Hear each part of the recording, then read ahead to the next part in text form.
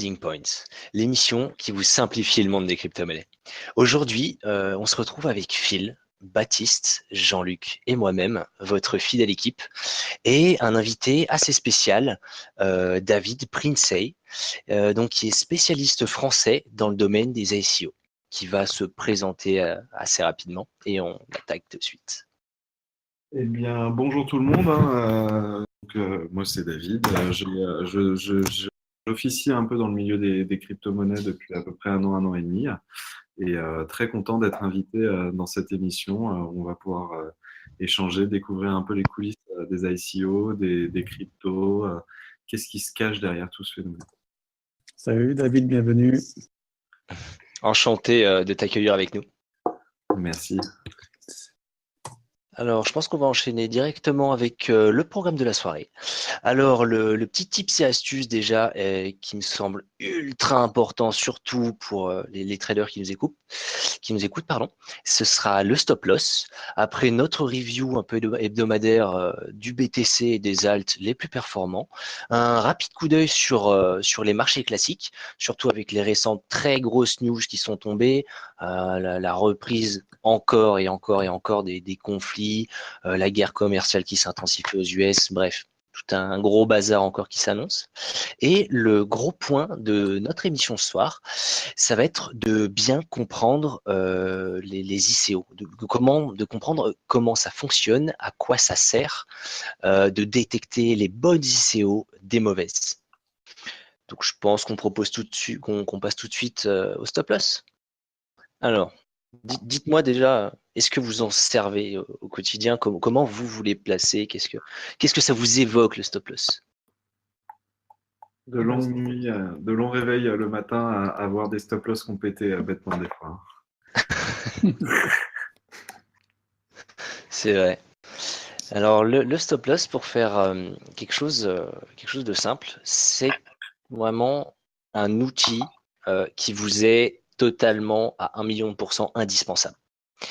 C'est pour éviter vraiment d'accumuler les pertes, tout simplement. Et je vais laisser la parole à Jean-Luc, qui est vraiment beaucoup mieux placé là-dedans que moi.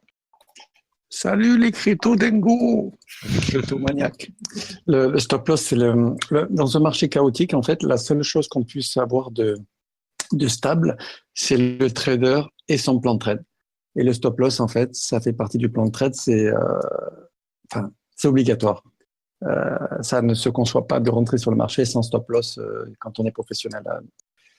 C'est important parce qu'en fait, de définir la perte, en fait, c'est avoir du contrôle sur notre trade. Donc, c'est pouvoir gérer la perte, c'est vraiment primordial pour pouvoir durer sur le marché.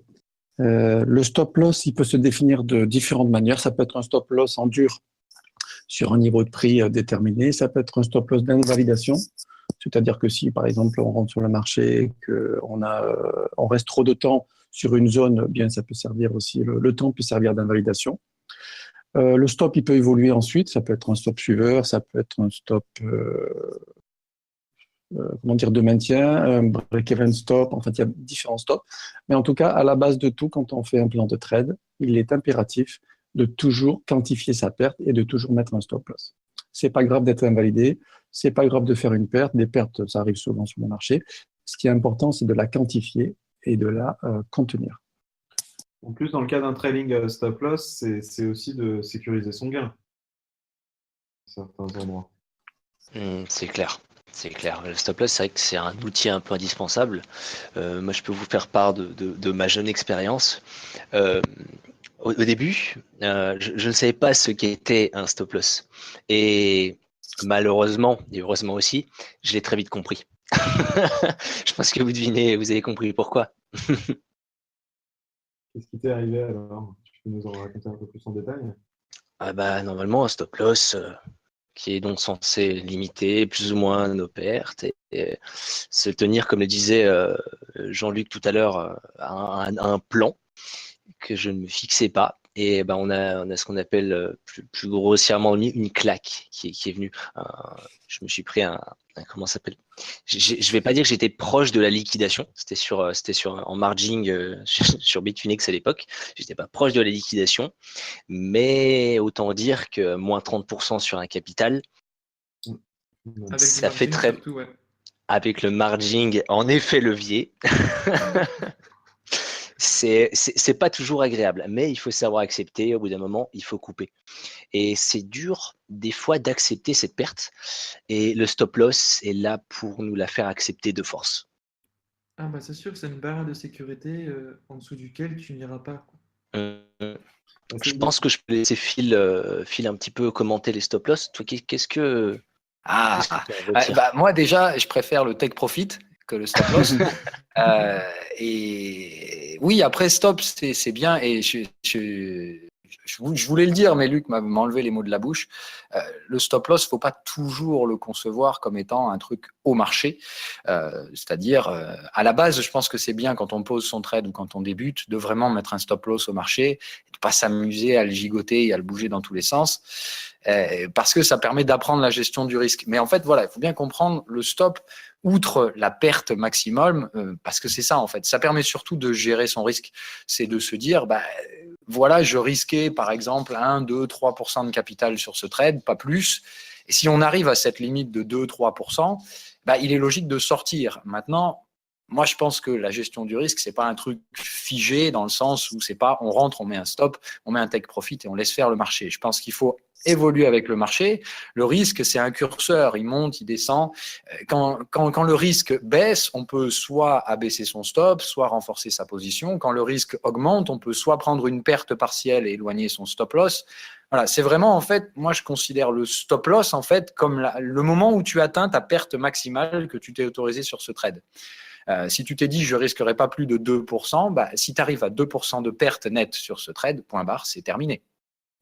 Mais encore une fois, il y a le stop loss au marché et il y a la gestion du risque. Et ça me semble être un peu trop figé de dire je rentre, je mets un stop et je mets un take profit ici. C'est ce qu'il faut faire en tant que débutant.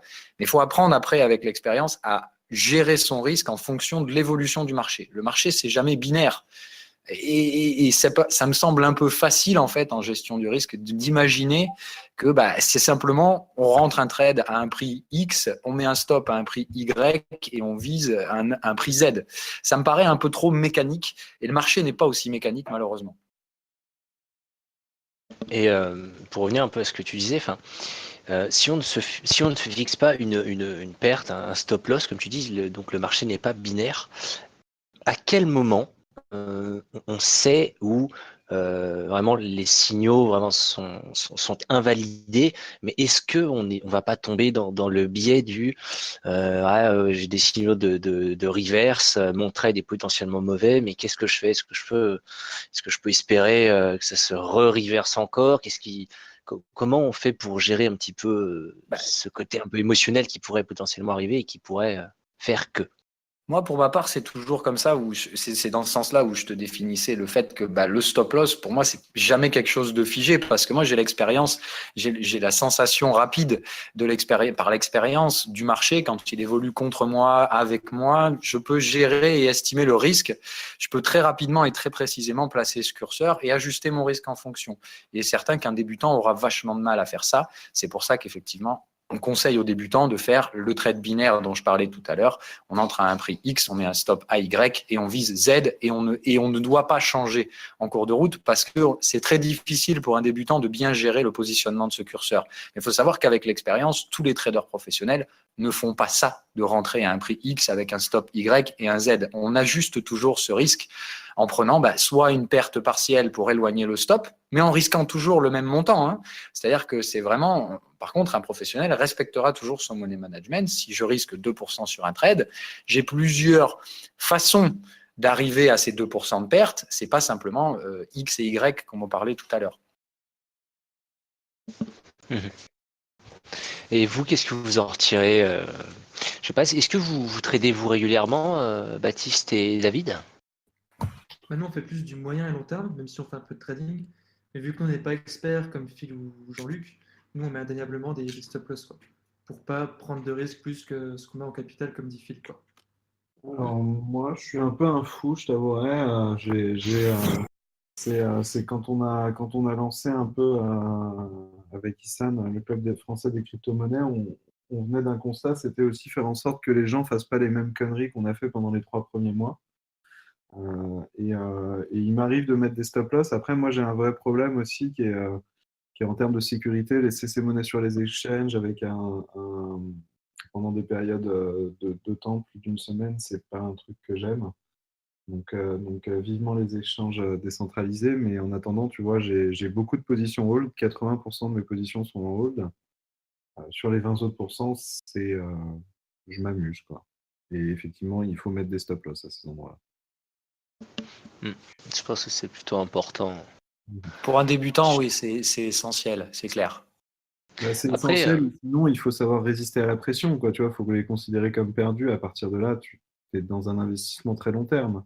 Ouais, mais pour un débutant, justement, ça va être très facile de rentrer dans le biais de, justement, très mal placer son curseur de risque. En fait, ne pas se rendre compte que tout est rouge et que, en fait, tu es dans l'autre sens et que tu as un biais de trading qui se met en place qui fait que tu te persuades que tu as raison, alors qu'en fait, si tu regardes objectivement, tu as tort. Mais ça, c'est un biais de débutant, d'être incapable de placer son propre curseur et en fait de ne pas percevoir le risque alors qu'il est vraiment plein devant tes yeux et qu'il faut sûrement, qu'à ce moment-là, il faut surtout pas bouger ton stop loss, pensant qu'en l'éloignant un petit peu, ça ira mieux. Voilà. Non, non, justement, le stop loss pour des débutants, je suis tout à fait d'accord avec toi. C'est aussi une gymnastique d'esprit, comme tu le dis toi-même. Tu peux suivre un stop loss, tu peux le modifier, mais tu peux le modifier que quand déjà tu as t'as la gymnastique de t'être dit ce prix-là est un prix où je sors. Quel Oui, que après moi, quand je disais tout à l'heure ajuster le risque, c'est vraiment quand moi je vais bouger mon stop loss, c'est parce que j'ai encaissé une perte partielle. C'est-à-dire que si je risquais, par exemple, c'est vrai que c'est quelque chose que les débutants ont un peu de mal à comprendre et qu'on comprend avec un peu plus d'expérience.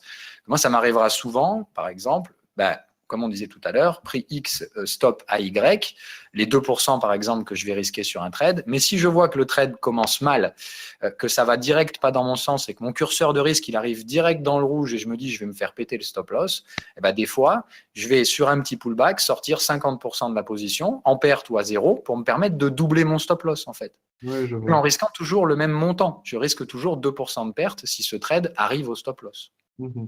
Je vois. Mais ça permet dans ce cas-là de moduler. C'est-à-dire quand je vois que je me suis positionné trop agressivement et que le marché peut atteindre mon stop, je préfère des fois encaisser une perte partielle pour pouvoir reculer le stop. Quand tu arrives au stop 100%, où tu n'as plus du tout d'exposition dans le marché, le vrai stop loss, c'est vraiment que là, en fait, tu as mal géré ton risque et que le curseur est complètement passé dans le rouge et que tu t'es pas assez adapté. Voilà. Ouais. Moi, je pars du principe que l'intelligence en trading, c'est de savoir s'adapter, pas simplement de rentrer dans un scénario figé, mais au début, il faut apprendre à se figer d'abord avant de moduler, quoi. Voilà, au départ, tu vois, tu fais un exercice qui est quand tu acquiers la monnaie, tu poses un indicateur et après cet indicateur, au fur et à mesure des trades, tu es capable de le bouger, de reprendre cette décision. Là, de ce que tu m'en expliques, en fait, tu réduis ta couverture, mais tu poses le stop, tu modules le stop loss. Pour bouger ton stop, tu es obligé d'avoir réduit ton exposition. Sinon, c'est que tu l'abaisses. Dans ce cas-là, tu réduis ton risque. Mais si tu augmentes la taille de ton stop, ça ne peut se faire qu'avec une prise de perte partielle avant. Non, mais c'est une belle approche. Je propose qu'on enchaîne avec la suite, une petite review de marché, si vous n'y voyez pas d'inconvénient. Yes. Avec grand plaisir. Eh ben allez, feu. Alors aujourd'hui, notre ami Bitcoin. Alors, dernièrement, on était bien monté jusqu'aux 10 000. On a trouvé une très jolie résistance aux 10 000. De ce que j'en ai retiré, bon alors c'est totalement ironique, hein, ce serait, de ce que disent les médias, ce serait, je pense, Warren Buffett et comment s'appelle, Bill Gates, qui aurait déclaré en gros, hein, alors c'est Bill Gates qui a déclaré ça, s'il serait plus facile de shorter le Bitcoin, je le ferais.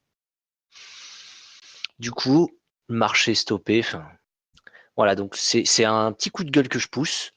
Arrêtez de désigner de donner des noms quand Bitcoin arrête de monter ou arrête de descendre. Enfin, c'est le marché. Le marché est maître de lui-même. C'est pas une personne qui va faire les choses, qui va changer les choses. C'est voilà. Ouais, Donc, Je te rajoute un complément là-dessus. Moi, j'aime beaucoup quand je vois des raisons, tu vois, des ordonnances françaises ou des raisons qui viennent de France, sachant qu'on n'est même pas 2% du volume total, quoi. Clairement.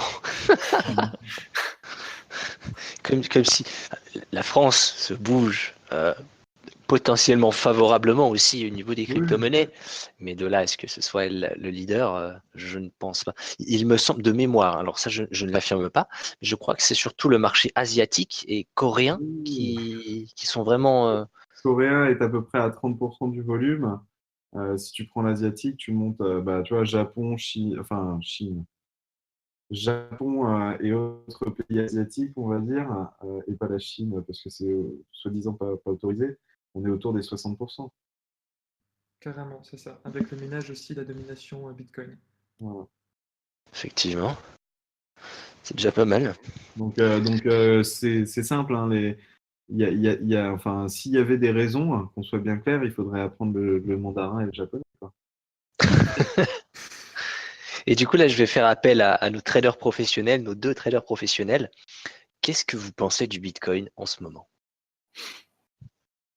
Je vais laisser Luc commencer, mais vas-y, Luc. Il est faible en fait par rapport à l'Ethereum, c'est-à-dire que il a vraiment une proportion à baisser franchement. Toutes les UT étaient baissières. Hier encore, le 4h à 2h du matin, l'ouverture de la bougie journalière, ça a été un gros short dès 2h du matin. Donc, on voit bien le 4h qui était baissier. Et là, apparemment, on est dans un range avec un balayage de range en attente. Mais le BTC, vraiment, est faible. Donc, ça veut dire que si demain, il y a de mauvaises nouvelles, enfin, si le marché continue, le BTC, sur des zones intéressantes de short, il ira franchement vers le sud.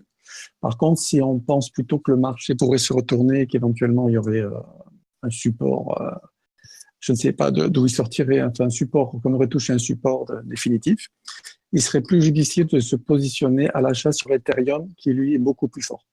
En comparaison, l'Ethereum, il est environ comme si le BTC était à 9004. Donc vraiment, il a beaucoup plus de force acheteuse.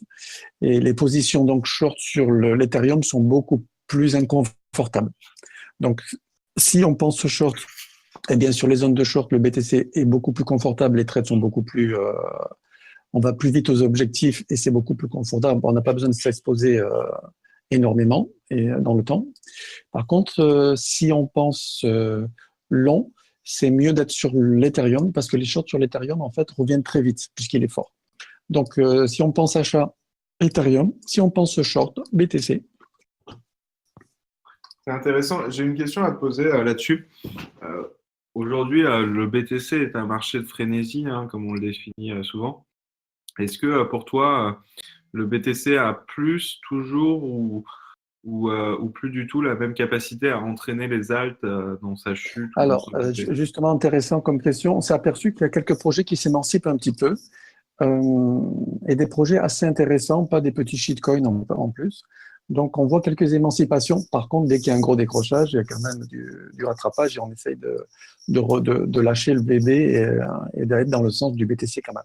Il reste encore menaçant et semble être encore l'indice directeur, mais peut-être l'Ethereum un jour passera l'indice directeur et que peut-être le BTC ce sera simplement un outil spéculatif, on ne sait pas. Mais en tout cas, si on pense achat, il vaut mieux être positionné sur l'Ethereum. Et si on pense vente, sur le BTC. Alors, je précise, hein, je le glisse quand même, ce ne sont pas des conseils d'investissement. Oui, bien sûr. Vous prenez toujours vos décisions par vous. Voilà, exactement. C'est du confort de trading. Le petit disclaimer, toujours pour être... je précise. Excuse-moi de t'avoir coupé. On le voit aujourd'hui, par exemple, celui qui a vendu la résistance, ce matin, ou même tout à l'heure, celui qui a vendu la résistance hier à 22h, eh bien, s'il n'est pas sorti sur le support, en fait, il est revenu sur son point de vente. Alors que le BTC aussi, mais les retours sont beaucoup plus lents, beaucoup moins forts. Donc, la force relative est du côté acheteur pour l'Ethereum.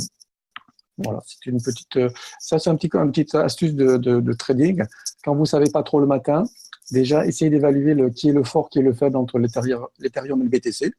Et si vous pensez vente, et bien sur une résistance, le BTC, ça sera beaucoup plus confortable. Et si vous pensez achat sur un support, ben, l'Ethereum, ça sera beaucoup plus confortable. Ça ne veut pas J'ai- dire j'ai- que les trades vont fonctionner, mais en tout cas, on sera sur celui qui a le plus envie de monter sur les supports et celui qui a le plus envie d'être vendu sur les résistances. J'ai cru comprendre aussi que, alors, je n'affirme rien, est-ce que ça a influé sur le marché ou non? La semaine dernière, courant de semaine, on a pu observer des mouvements importants provenant de chez MTGOX. Est-ce que il y aurait eu un vent de panique? Est-ce que ces coins ont vraiment été liquidés sur le marché? Qu'est-ce que vous en pensez, vous? Moi, après, je vais te dire encore une fois, savoir pourquoi, je trouve que c'est un peu brutal encore ce que je vais dire, mais ça ne sert à rien. En trading, je parle. Après, c'est intéressant de savoir pourquoi, pour sa valeur personnelle, on va dire. C'est toujours intéressant quand même de rationaliser un peu les mouvements, mais le problème, c'est que quand on les rationalise, c'est qu'ils sont déjà produits pour la plupart du temps. Donc, en termes de trading et de scénario de trading, ça n'a aucune importance de savoir pourquoi. Ou alors vraiment pour de la vraie big picture, si on trade en vraiment long terme, et dans ce cas-là, des petits éléments exogènes comme on a eu là, c'est pas vraiment la chose dont vous allez tenir compte dans un trading. Moi, je pense que ça, c'est tout simplement encore des trucs qui sont bons à vendre du papier ou à faire des articles de blog, mais ça sert pas à trader, et c'est surtout le petit potentiel que ça peut apporter est déjà consumé par le marché avant même que la news soit sortie. Tu penses que, Phil, le marché est efficient, même dans la crypto, que tout est dans le prix déjà? Je dirais oui et non. C'est un marché plus facilement manipulable, mais de moins en moins avec l'étendue de la capitalisation aujourd'hui. Je suis pas du tout d'accord. Je suis pas Ouais, du tout après. d'accord quand tu Allez, vois on la commence le débat. Ouais. Moi, après, Mais je vais être honnête, j'en sais rien. Voilà, c'est-à-dire que moi, j'en sais rien. Je regarde que les prix. Pour l'instant, effectivement, je pense pas qu'il y ait eu une forte manipulation parce que c'est tombé et c'est pas tombé pour une raison folle. C'est tombé parce que c'était monté de façon aussi stupide. Donc, il était logique que ça baisse derrière. Maintenant, jusqu'où, je sais pas trop. Moi encore, je vais peut-être péter l'ambiance, mais moi, j'achèterai pas de Bitcoin tant qu'on sera pas sous 5 000 $. Donc, après, je peux me planter. Si ça se trouve, j'achèterai rien. Après, ça peut aussi tomber sous 5 000 $. Voilà. non, bah, là, sur ces points-là, là, je suis tout à fait d'accord. Après, tu vois, moi, là où je relève le point, c'est surtout sur le fait de dire le marché assimile tout, assimile les news assez vite. Aujourd'hui, et tu vois, moi, je me rappelle en décembre, la fameuse époque, la grande époque, hein, où on en parlait avec Ronan de la maison du Bitcoin, on disait, mais fondamental, mais dépasse même pas, tu vois, les 120 millions avec des énormes contraintes légales qui sont en train de tailler à 2-3 va, quoi. Tu vois, et ça, excusez-moi les mecs, mais les analystes disaient que ça monte encore, machin, alors qu'une analyse fondamentale te dit que juste il faut se barrer aussi vite que possible. Oui, mais parce que toi, tu parles de coin indépendant. Moi, honnêtement, c'est que Bitcoin, c'est pour ça. Donc là, on parlait de deux choses différentes. Mais là, je suis complètement d'accord avec toi. Oui, c'est clair que de toute façon, dans une bulle, tu as toujours cet effet un peu stupide d'emballement où, au final, on n'analyse pas vraiment les choses en profondeur. Et quelqu'un comme toi qui va analyser les choses en profondeur, tu vas trouver certaines analyses complètement hallucinantes. C'est clair. Ah bah ouais, c'est des fois, tu vois, on marche sur la tête et puis tout le monde est content parce que c'est que des bonnes nouvelles. Ah ben attends, moi Voilà. d'extérieur de trading, la seule histoire dont je me rappelle que ça m'a marqué, c'était l'histoire de la boîte de thé qui s'était appelée Long Blockchain, après s'est appelée Long Tea je sais pas quoi, et qui avait fait, mais je sais plus, 3000%, enfin c'était un truc complètement dingue, peut-être pas 3000%, mais c'était en gros un Oui, truc qui avait juste rajouté blockchain dans son nom, j'avais ça fait avait plus multiplié la capi. 180% en 12 heures, voilà. Donc voilà, quand tu entends un truc pareil, tu te dis, mais franchement, comment ça peut fonctionner un truc pareil? Là, c'était clairement l'apogée de la bulle, l'apogée de la bêtise. Effectivement, les retombées n'ont pas tardé à arriver derrière. Mais voilà, c'est toujours pareil, c'est une phase un peu, un peu spéciale. La bulle, c'est effectivement tout sauf rationnel, quoi. Moi, je vais tirer à boulet rouge en donnant des noms. Je dénonce. Mais, tu vois, un EMC2 à Einsteinium, alors ok, moi je l'avais pris en septembre et j'étais bien content de le voir monter. Au moment, il a atteint une valorisation qui était, mais les gars, mais juste réfléchissez, quoi. Ça prend même pas ses parts de marché. Enfin, le marché sur lequel il interagit n'est même pas estimé à ça, quoi. Ouais, mais si tu veux, c'est l'erreur que tu fais, que font la plupart des gens dans une bulle. Encore faut-il la faire dans le bon sens. C'est-à-dire que si là, heureusement pour toi, tu étais à l'achat et tu t'es dit c'est pas rationnel, t'encaisses tes gains, c'est bien, c'est gain encaissé. Le problème, c'est quand tu as le raisonnement inverse de te dire c'est pas rationnel, je vends. C'est ça l'erreur à pas faire justement dans une bulle. Dans une bulle, il faut pas rationaliser, tout comme moi je vous le dis, dans un crack, il faut pas essayer de rationaliser non plus la valorisation du Bitcoin et dire on arrive sur les planchers de support, de valeur. Non, ça sera aussi crétin qu'à la hausse. Si on doit baisser encore une fois, moi je ne vois aucune contre-indication. Ça sera stupide, irrationnel et irrationnel. Oui, si on était des êtres rationnels et logiques, moi, tu sais, j'ai une double vie. Hein. Je suis directeur produit dans une grosse boîte de tech. Je me concentre, je parle beaucoup avec des développeurs. Je suis ingénieur de formation. On pense toujours que la vie est logique. Or, la vie n'est pas du tout logique. Si le monde était rationnel, putain, on n'en serait pas là, quoi. Bah, il y a une bonne part de rationalité, mais c'est clair que de temps en temps, il y a des schémas comme ça qui sortent, et on en a parlé déjà la semaine dernière. Le crack, ce sont des schémas de tendance et de correction. Donc, la bulle, c'est pas une tendance, ça se traite pas de la même façon, de même que le crack se traite pas comme une correction. C'est deux choses totalement différentes, c'est deux états de marché exacerbés, ultra psychologiques, liés justement à des excès psychologiques des investisseurs qui sont là. Parce que tu as une euphorie complètement irrationnelle à la hausse dans la partie bulle, et tu vas avoir une phase de panique complètement folle et irrationnelle qui drive en fait l'extension baissière du marché au-delà de ce que serait une correction normale. Et tu sais, moi je parle, on fait des formations tous les jeudis avec To The Mook et on a un trader qui s'appelle Johnny Boy. Il faudra absolument que vous l'ayez. C'est déjà prévu. C'est déjà prévu. Génial. C'est que des bonnes idées, ça. Et donc, tu vois, il nous parle souvent de vagues et tout ça. Et moi, je suis très mère, mais il y a des vagues qu'il faut des fois. Enfin, bon, c'est mon avis, hein, ça ne tient qu'à moi. Mais il y a des vagues qu'il faut pas prendre. Tu sais, la profondeur en dessous est trop faible. Tu sens que tu vas vite te barrer. Un énorme risque. Il faut être conscient de ce genre de choses quand on les prend, ces mouvements-là. C'est que on est sur des équilibres très fragiles. Et si jamais, j'aimerais revenir sur un point qui a été abordé, qu'on voulait aborder, qui a été aussi abordé dans le chat live, une question de Tom Wax. Alors, ça va être assez comique. Une question. Qu'est-ce que vous pensez du consensus 2018 pour le BTC? Donc, qui se passe à New York.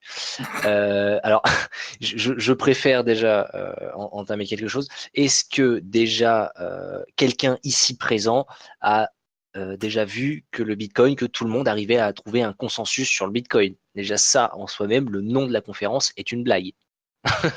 Après, ce n'est qu'un avis personnel, mais c'est une blague en soi. Proof of work, c'est un peu compliqué, quoi. Ouais, Non, surtout sur Bitcoin. C'est le rêve. On fait des systèmes de consensus aujourd'hui. Cette technologie de blockchain et de smart contracts, c'est une histoire de consensus. Donc les mecs prennent la méta-idée, mais on est d'accord. Hein.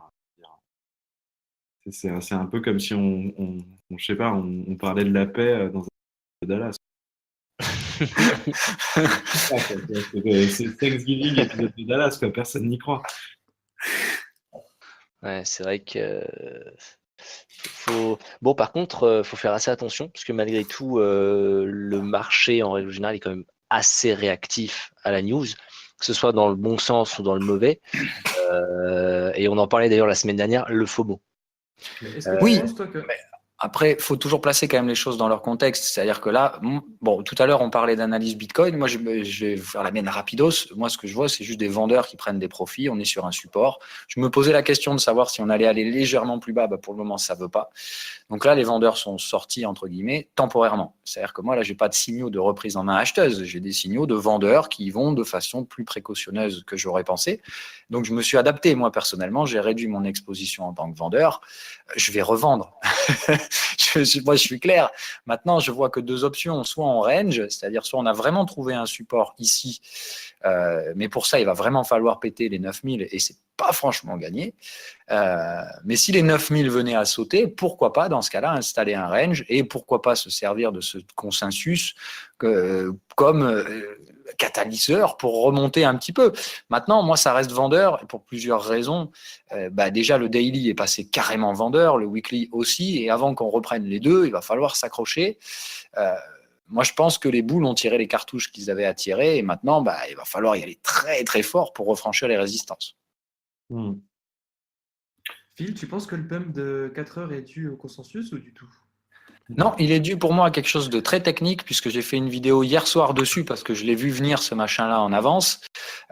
C'était tout simplement pour essayer, on a laissé de la place aux boules en fin de semaine pour essayer de remonter. Je pense qu'ils ont essayé fort d'acheter pour faire remonter le prix le plus possible parce que la clôture weekly était quand même assez moche. Et ils avaient une petite carte à jouer, les boules en daily, et justement, ils ont carrément abattu leur jeu et ça s'est pas très bien passé en fin de session. Ce qui fait que d'un coup, ils ont vu qu'ils n'avaient pas réussi à reprendre la clôture, ils ont lâché les vannes et c'est forcément retombé très rapidement derrière. Mais c'est plus un mouvement mécanique. C'est-à-dire qu'il y a eu un essai pour faire remonter les prix en fin de week-end et ça a plus ou moins échoué au moment où le futur a réouvert en fait. Et d'un coup, tu as le futur qui réouvre, boum, ça s'écrabouille et en fait, c'est pas une manipulation encore une fois, mais les boules avaient une carte à jouer, ils ont pas réussi à la battre. Derrière, mécaniquement, ils relâchent la pression très rapidement et ça fait ces baisses assez rapides. Moi, je pense que c'est ça qui peut justifier. Maintenant, je sais pas ce qui justifie la petite remontée qu'on a eue au milieu de la journée. Et encore une fois, moi, le premier réflexe que j'ai eu, ça a été d'aller voir sur les forums et machin, quelqu'un pouvait m'expliquer ce qui s'était passé. Donc, tu vois, c'est bien ce qu'on revenait à dire tout à l'heure. En fait, la news, tu l'as toujours après. Le prix bouge d'un coup, tu sais pas pourquoi, puis tu te dis, je vais voir la news. Voilà. Et c'est pour ça qu'au final, à moins que tu sois vraiment un insider et que tu saches que telle news va être relâchée à telle heure, où tu peux dans ce cas-là tirer un bénéfice de ça, généralement, le prix a déjà décalé et tu peux plus faire grand-chose, quoi. Et en règle générale, tu n'es jamais un insider. Ah non. Enfin, c'est difficile. Il y a toujours des insiders, mais moi, en tout cas, j'en fais pas partie. Nous, tu vois, on sait ce qui se passe un peu dans les coulisses de la réglementation française et tout. Ça va pas t'amener le Bitcoin à des sommets sans précédent, hein, faut pas déconner. Tu vois, donc, c'est bon à savoir. Tu nous donneras des timings intéressants. Je peux pas tout dire et j'ai des questions de confiance à certains endroits, mais je peux vous donner des pistes. Oui, de toute façon, moi j'ai toujours pensé que, en fait, il y a 3 phases et pour ça, moi je m'en remets il y a une personne que je trouve a un discours très intelligent, pas du tout axé au Bitcoin en fait, mais ça colle très bien au sentiment que j'ai sur le Bitcoin. C'est Idriss Aberkan qui dit que de toute façon, dans toute révolution, tu passes par 3 étapes. D'abord, ça paraît stupide. Après, ça paraît dangereux. Et puis au final, ça paraît acquis et normal et ça y est. Et ça, c'est quant à ça, tu peux véritablement penser qu'une chose a été une révolution. Moi, clairement, je pense que depuis le premier jour, la Bitcoin et la blockchain, voilà, la technologie en elle-même est révolutionnaire et elle est déjà passée par la première étape où au début c'était un peu stupide. Moi, je vous rappelle, franchement, quand j'ai entendu parler de Bitcoin la première fois il y a 4 ans, je me suis dit, oh là, qu'est-ce que c'est que ce machin-là ça sert surtout à acheter de la drogue sur Internet et ça m'a bien fait rire. Et pas des mots qui fâchent. J'ai trouvé ça stupide, honnêtement. J'ai pas peur de le dire, j'ai trouvé ça stupide et je me suis dit, oula, je traiterai jamais un truc pareil, c'est pas intéressant. Puis c'est revenu sur la table et c'est devenu dangereux. C'est-à-dire, on s'est dit, oula, il commence à y avoir du volume, de l'intérêt, mais c'est lié au crime organisé, c'est dangereux. Il va falloir légiférer et je pense qu'on est toujours dans cette phase et je pense que c'est quand on aura passé et outrepassé cette phase que malheureusement ça deviendra acquis et normal et que à ce moment-là, effectivement, toute tentative de régulation sera complètement inefficiente. Alors, réguler, je te dis pas. Alors, là aussi, là, je te mets un petit non, mais pas loin. Réguler, peut-être. On ne sait pas de quoi demain est fait, tu vois, je veux dire.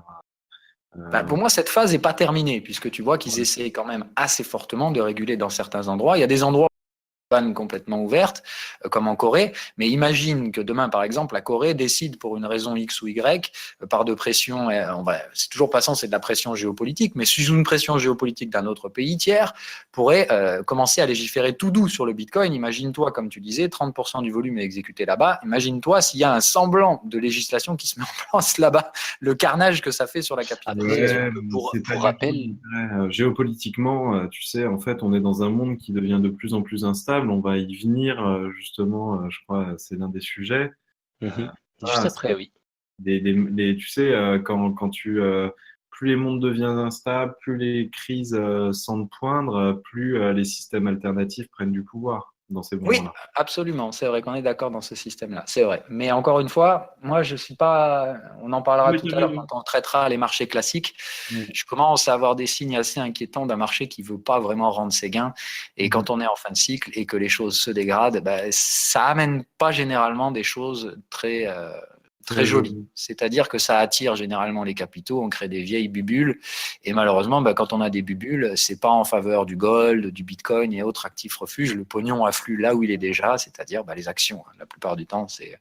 Et petite question pour vous, les mecs, c'est un peu le sujet qui, moi, je vais arriver dans 2 semaines. Qu'est-ce que vous pensez sur le marché des cryptos? Parce qu'on connaît le marché des actions de Live in May et Go Away. Oui, Oui. là, ce qui semble se profiler, c'est plutôt l'inverse, déjà. Un rencaissement massif début juin, quoi, en fait. Après, moi, je pense que en ce moment, les institutionnels, à mon avis, les prix qu'on a actuellement ne les intéressent pas du tout. Je vais pas y aller par quatre chemins. Je pense pas que ce soit des prix qui intéressent les gros volumes. Donc, moi, je vois que deux options. Soit ils ont déjà payé en bas et ça leur suffit. Et dans ce cas-là, ils laissent le marché évoluer et ça va probablement évoluer en franchissant les résistances tout doucement. Soit au bout d'un moment, ils vont dire stop à l'amusement aussi. Ils vont juste bloquer quelques résistances et laisser les prix retomber mécaniquement tout seuls et racler les stops en bas. Et moi, je vois que ces deux options-là. Me dis pour un institutionnel, soit il est déjà positionné. Un institutionnel, il n'achète pas à travers une résistance. Il s'en fout. Lui, il achètera sur un support. Donc, soit les institutionnels défendent déjà les supports. Dans ce cas-là, ils laisseront franchir les résistances sans trop de problèmes. Soit au bout d'un moment, ils vont dire, OK, on arrête les bêtises. Nous, maintenant qu'on veut acheter, vous avez suffisamment acheté. On a de quoi vous faire sortir du marché. On va vous sortir et on va acheter vos ventes. Je pense que c'est ça, moi, la stratégie qui va se mettre en place. En tout cas, moi, c'est celle que je trade. Encore une fois, je peux me planter et ils peuvent très bien avoir déjà acheté dans les volumes qui les intéressent et à partir de là, ils vont tout simplement laisser le marché évoluer. Moi, je pense que le positionnement investisseur dans une stratégie de trading rationnel, aujourd'hui, c'est de faire du long terme, c'est-à-dire du buy and hold. Et la question, c'est de savoir s'ils ont déjà fait buy and hold à $6 000 sur le Bitcoin ou s'ils s'attendent, comme moi, à le faire sous les $5 000. Et dans ce cas-là, ce ne sera pas fini. Ouais. Ce sera fini quand le gros volume, la smart money, elle aura exécuté ses ordres. Et elle a plusieurs façons de le faire, mais elle ne l'achètera pas sous résistance. Goldman Sachs n'achètera pas le Bitcoin là à 9008. Goldman Sachs, soit ils en ont déjà acheté, et dans ce cas-là, ils vous font acheter pour faire monter les prix, soit ils vous font acheter pour faire baisser les prix et récupérer vos stops. Et dans ce cas-là, ils achèteront vos ventes. Oui, c'est ça. C'est ce que j'ai expliqué dans une vidéo, moi. C'est qu'il faut comprendre que les stratégies de market making, c'est pas méchant en soi, mais on tend des filets dans lesquels on espère que vous allez rentrer et après on ajuste les stratégies en fonction de ça. Mais il faut bien comprendre que quand vous avez plusieurs milliards à exécuter, il faut beaucoup de petits gens à coût de 5-10 000 euros derrière pour arriver à exécuter votre volume. Donc il faut tendre les filets assez larges et espérer qu'il y ait un maximum de poissons qui soient pris dans ces filets-là. Et effectivement, ça paraît méchant, mais c'est vrai que le but de Goldman Sachs, tout comme quand vous investissez sur un marché, si vous voulez acheter, c'est d'acheter le moins cher possible pour limiter le risque, tout simplement. Ils font la même chose que vous et moi, ils cherchent à limiter leur risque, mais comme eux, ils ont des volumes à exécuter qui sont complètement hors de portée de votre imagination de petits particuliers, et eux, ils sont obligés de mettre en place ce qu'on appelle des stratégies de market making. Si on fait une vulgarisation sur un truc encore plus compliqué, pour ceux qui aiment la physique quantique, c'est le principe d'incertitude d'Heisenberg. Qui dit que quand tu fais une mesure, tu fausses le chiffre. Eux, quand ils font une vente ou un achat, ils faussent le cours. Oui, c'est ça. C'est ça. Donc, ils sont obligés, si tu veux, d'induire et d'attirer le volume opposé pour pouvoir acheter. C'est pour ça qu'on a tendance, quand on est néophyte, à penser que le marché est manipulé. Parce que c'est ça, en fait, la manipulation. Mais c'est pas vraiment dans ce sens-là. C'est pas le market maker, il va orienter le marché, mais il vous oblige pas à acheter et à vendre. Il va vous inciter à le faire et après, c'est vous qui faites l'erreur, entre guillemets. Mais c'est vrai que c'est une stratégie vieille comme le monde. Pour attirer des achats quand on veut vendre, on fait tout pour que les cours aient l'air acheteurs et on fait acheter les gens pour vendre à ce moment-là, en fait. Parce que si on vend bête et méchamment en arrivant au marché avec 5 milliards, ça passe pas, quoi. Zéro. Non, mais c'est pas zéro, mais c'est que ça passe pas. Donc, en fait, tu peux pas tout simplement faire. Parce qu'il faut vraiment penser rationnel. Si tu te mets à la place d'une personne qui doit exécuter un gros volume, déjà, elle pense pas prix d'entrée, comme vous et moi. une personne qui va exécuter des gros volumes, elle va penser prix moyen. C'est-à-dire qu'elle, elle sait qu'elle va devoir rentrer par paquet de centaines de bitcoins. Elle va dire, je vais acheter par paquet de 100 et je vais le faire au moment où j'aurai la liquidité suffisante pour le faire. Et l'objectif, ça va être d'exécuter tout mon paquet en plusieurs milliards à coût de 100, mais de le faire de façon un peu masquée parce qu'il ne faut pas que ça se voit que j'achète trop fort, sinon tout le monde va se mettre à acheter aussi. Donc, il ne faut pas que ça se voit trop. C'est ça, il faut trouver un juste milieu entre le cacher un petit peu, mais attirer suffisamment les gens pour pouvoir trouver le volume suffisant. Parce que ton objectif, c'est qu'à la fin, quand tu as exécuté tous tes paquets de 100, tu regardes quel a été ton prix d'exécution moyen et tu te dis, j'ai fait un bon job ou j'ai pas fait un bon job. J'ai eu un bon prix ou j'ai eu un prix qui n'est pas génial, quoi. Après, voilà, là, je vais rien affirmer, c'est une façon de penser aussi. Est-ce que, par exemple, voilà, je vais essayer de trouver quelque chose de rationnel à dire derrière ça. Mais par exemple, on a vu un mouvement de MTGOX tout récemment, je crois que c'était 8400 bitcoins. Donc le chiffre est à revoir, il me semble que c'était ça. N'oublions pas qu'il y a les places d'échange entre guillemets conventionnelles, mais on peut toujours faire de l'OTC, enfin de leur exchange, pardon.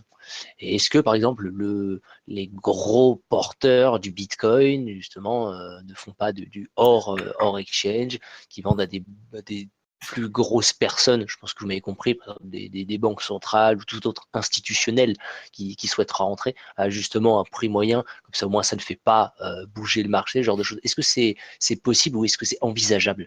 Bien sûr. Moi, je suis sûr que ça se fait, mais encore une fois, tu n'auras pas accès à ces choses-là. Donc, tu ne peux pas savoir, et c'est un peu le même principe que les dark pools sur les actions. C'est-à-dire que de toute façon, tu as tout un volume qui est placé dans l'obscurité, que tu ne peux pas savoir. Tu sais que mécaniquement, que dans tous les marchés qui ont une capitalisation forte, comme c'est maintenant le cas pour le Bitcoin, tu as forcément de toute façon un marché dérivé parallèle qui va se créer pour justement faire ce genre de choses, échanger des gros volumes sans avoir à passer par le marché réel, sans l'influer. Mais encore une fois, il faut trouver quand même deux contreparties. Ce n'est pas toujours facile. En toute honnêteté, tu sais, MTGOX, c'est une menace qui pèse sur la stabilité du Bitcoin à court et moyen terme. S'ils ont vendu leurs 8000 Bitcoins et qu'on est à un niveau comme ça, j'ai envie de te dire qu'on s'en sort plutôt pas mal. Oui, c'est clair. Après, encore une fois, ça peut être que la surface de l'iceberg. C'est-à-dire que c'est parce que là, ils ont dû se chier en y allant un peu trop fort et ça s'est vu. Encore une fois, ces stratégies de market making, c'est des robots qui les gèrent, mais les robots ne sont pas parfaits. Parfois, ils font des boulettes. Hein. Mais de toute façon, là, maintenant, il y a plein de boulettes qu'on appelle les fat fingers. C'est où d'un coup, le robot, il a un peu mal géré le risque. Il a largué beaucoup trop d'un coup et ça s'est vu et ça a été suivi par les autres algos. C'est typiquement ça, hein, ce qu'on appelle le fat finger. C'est pas un mec qui a appuyé sur un gros bouton. C'est une image, fat finger. C'est un robot qui a un peu chié dans ses gestions du risque et qui est parti un peu fort et tous les autres l'ont suivi derrière. Mais c'est un peu le même principe aujourd'hui. Je pense que sur le Bitcoin, une bonne partie des ordres sont automatisés également.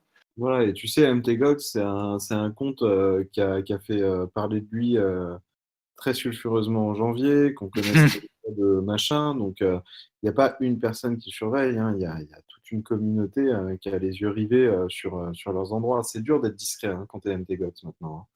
Et oui, mais de toute façon, c'est ça la beauté quand même, je trouve, de la blockchain. Après, j'ai pris MTGOX en tant qu'exemple, mais je pense qu'il y en a bien d'autres qui en ont acheté, parce que n'oublions pas qu'il y a quand même grosso merdo, je crois, 17 millions de bitcoins, voilà, 17 millions en circulation, voilà, en oubliant, on ne compte pas ceux qui ont été perdus définitivement.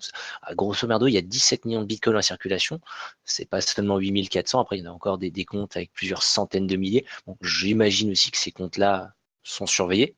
Les comptes sont connus, il y a des comptes où les plus gros milliards de bitcoins sont connus, sont identifiés. Hein. C'est la blockchain, hein. C'est ça qui est beau, hein. C'est que tu fais un sort des portefeuilles et tu les as. Hein. Ça se fait en 2 clics. Hein. Carrément.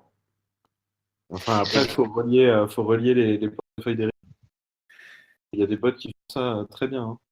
Après, comme oui, mais ça, il faut être certain qu'il y a des gestions semi-automatisées qui tradent en fonction de ça. C'est la base, si tu veux, en programmation, de dire il vaut mieux suivre la smart money, c'est-à-dire suivre le gros volume. Et dès que tu vois effectivement des mouvements qui sortent de l'ordinaire sur des gros portefeuilles, tu vas te dire ah, là, la smart money fait quelque chose et tu as des robots qui sont effectivement programmés pour suivre ces trucs-là. C'est suivre l'Inside News sans pour autant la connaître.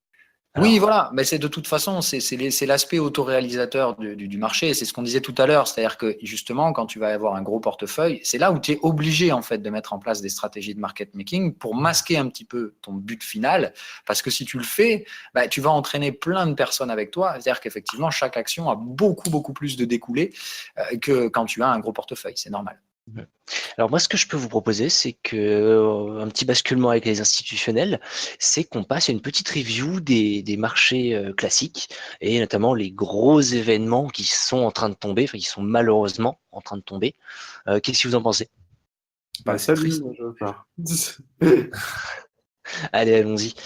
Qu'est-ce qu'on a en ce moment de bien gros surtout, ils en parlent encore aux infos, la reprise de guerre entre Israël et mince, j'ai mangé le nom. De toute façon, c'est tout le Proche-Orient qui est depuis plusieurs années. Hein. C'est pas nouveau, mais si tu veux, on sent que la mécanique commence à déraper, tout simplement parce que les tensions commerciales, c'est la surface de l'iceberg. On est bien conscient qu'en fait, quand on en arrive à des tensions commerciales visibles, c'est que tu imagines que derrière la tension politique est énorme et que les pressions et les enjeux sont grandissants. Mais c'est logique, si tu veux, à chaque fois que tu arrives plutôt sur des fins de cycle économique, c'est l'aspect un peu protectionniste, si tu veux. Comme on dit, de toute façon, c'est des biais d'être humain.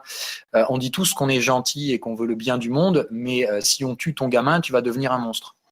Tu vois ce que je veux dire? C'est un peu ce genre de truc où au final, bah, c'est des biais humains qui font que, bah, en fait, quand les pressions commencent à augmenter, tu es prêt à faire des choses que tu n'aurais jamais été prêt à faire autrement. Et c'est un peu ça qu'induit la fin de cycle économique, c'est que bah, d'un coup, tu commences à avoir des pressions gouvernementales, économiques que tu n'avais pas avant, auxquelles tu dois répondre, et tu es prêt à utiliser des outils que tu n'aurais pas été prêt à utiliser en plein milieu de cycle économique quand tout va bien pour tout le monde. Et c'est un peu pour ça qu'on glisse aujourd'hui dans la guerre économique, et que très honnêtement, c'est pas signe d'un début de cycle. C'est plutôt fin de cycle, ça fait 8 ans qu'on est en croissance, on sait que la récession pointe son nez, et tout le monde est un peu en train de se dire, faut pas que ça chie trop chez moi, sinon mon peuple va me couper la tête. Parce que c'est un peu ça, hein, le risque pour un politique. La perception du risque pour un politique, c'est ça, c'est qu'au final, il faut bien essayer de maîtriser la foule, parce que bah, si elle veut couper des têtes, c'est les nôtres qu'elle va couper. Et malheureusement, on sait qu'effectivement, bah, on a tendance à toujours vouloir chercher des coupables et à les chercher dans les instances. C'est-à-dire que quand la récession arrive, on va dire c'est la faute de nos dirigeants. Oh bah, toujours, c'est toujours la faute de quelqu'un. Mais oui, voilà, mais c'est surtout la faute de l'économie. C'est-à-dire qu'encore une fois, on est très heureux quand il y a une croissance et on n'est pas heureux dès qu'il y a une récession. Mais il faut bien comprendre que c'est aussi con que de dire je peux être heureux toute ma vie sans avoir de dépression. J'ai cru comprendre aussi, de par certaines de mes connaissances, et notamment toi aussi, comme quoi les actions, enfin tout le domaine des actions américaines, enfin des grosses capitalisations, ce genre de choses, pouvaient rentrer potentiellement, du coup, enfin reprendre du poil de la bête et partir en remontée un petit peu. Qu'est-ce que... Ah non, mais là, si tu veux, si on fait la parallèle encore sur des aspects logiques, si Wall Street remonte, c'est juste qu'on va se bourrer de Prozac et qu'on va voir des étoiles, quoi. C'est simplement ça. Si Wall Street continue de monter, c'est juste ça. C'est en gros, on va passer à la drogue dure, on va faire n'importe quoi, mais derrière, il va falloir payer les pots cassés. C'est-à-dire que derrière, la récession sera encore plus douloureuse. C'est toujours pareil. Hein. Si tu veux pas voir la vérité, que tu prends des cachetons pour ça, tu vas devoir payer 2 fois plus cher après. Donc, encore une fois, c'est un choix. C'est un choix rationnel. Mais aujourd'hui, les éléments sont là. Hein. La macro se dégrade. C'est les choses dont on a peur. On sait qu'on ne veut pas les voir. Encore une fois, le marché préfère toujours avoir des œillères jusqu'à ce qu'il ne puisse pas faire autrement. Pour l'instant, j'ai l'impression que Wall Street est dans cette phase où on se met les œillères et on essaie de voir s'il y a un relais. C'est-à-dire, on essaie de voir si les pilules font effet, quoi. En fondamental, il n'y a rien qui arrive, quoi. Je veux dire, enfin, on va vivre que depuis 2008 avec un iPhone 11. On n'a toujours pas résolu les problèmes d'environnement. Bien au contraire. Oui, mais alors ça, c'est autre chose. Il faut te dire un truc. Déjà, la problématique environnementale, Wall Street en a strictement rien à foutre. Le jour où ça deviendra financier de faire de l'écologie, tu es sûr que Wall Street sera le premier sur la, sur la chose. Oui. Wall Street, le principe, c'est tout simplement que quand tu mets 10 balles, tu veux en récupérer 12. Non, mais enfin, laisse-moi reposer mon argument. On n'a pas trouvé l'énergie de demain qui nous pose le dilemme du fait que pas le pétrole, c'est pas gentil, mais la raréfaction du pétrole, c'est tout. Tu vois, on est devant un système où aujourd'hui, il n'y a pas une innovation majeure qui nous emmène vers l'avant tout de suite maintenant. Je veux dire, on est en train de rêver d'Elon Musk, c'est dire. J'aime beaucoup le type, mais quand même, pas déconner. Après, moi j'ai j'ai une autre. Moi, je reviens. Alors, je sais pas si on a le droit de faire la pub, mais je vais la faire quand même. Ça me fait plaisir. Il y a une chaîne YouTube qui s'appelle Thinkerview où je trouve qu'il y a des émissions, alors parfois complètement inintéressantes, mais il y en a quand même qui sont assez passionnantes avec des Avec invités monsieur extrêmement Denot, intelligents. Denot. Hein? Monsieur, c'était comment? Denot, Thiebaud?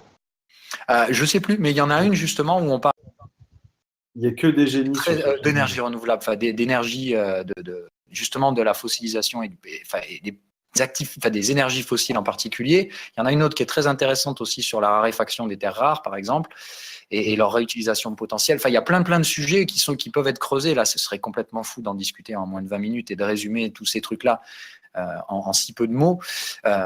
Mais voilà, je pense qu'il y a des choses à regarder à ce niveau-là. Effectivement, la crise énergétique, moi, si je dois donner mon avis, c'est que je pense que ce sera au petit bonheur la chance. C'est-à-dire que dans l'histoire, il y a toujours eu des choses comme ça, où au final, d'un coup, tu ne sais pas d'où ça sort, et tu as un cerveau qui ne travaille pas du tout sur ces thématiques-là, qui d'un coup va trouver quelque chose. Moi, je vous balance un truc comme ça, hein, je ne vous dis rien, mais je vous dis un mot, je vous dis graphène. Voilà. Moi, je vous dis ça, c'est un truc con, hein, mais ça fait depuis 2013 moi, que j'en entends parler et que je suis ce truc de très loin. Je pense qu'un jour, on aura une découverte à ce niveau-là. Ça sortira probablement d'un truc complètement con.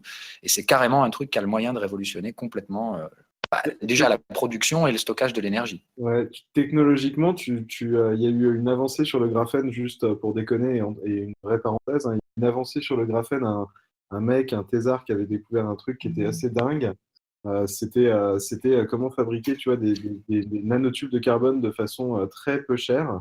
Et c'était juste en mettant un putain de scotch sur sur du carbone et en l'enlevant, le ressortant 14 fois. Oui, mais là, c'est pareil, c'est que tu crées un nanotube de carbone à l'échelle effectivement très petite, complètement inutilisable à une échelle industrielle où effectivement, tu vas demander des nanotubes de carbone, pas qui font 20 micromètres. Tu vas demander des distances et une structure moléculaire propre qu'aujourd'hui, on est incapable de faire. Mais encore une fois, c'est un problème d'origine technologique qui pourra un jour trouver une explosion et un essor considérable. Le jour où on arrivera à industrialiser la formation du graphène et donc des nanotubes de carbone et tous les autres dérivés qu'on peut utiliser, tu peux te dire que là déjà, la face du monde, elle va changer sous beaucoup d'aspects.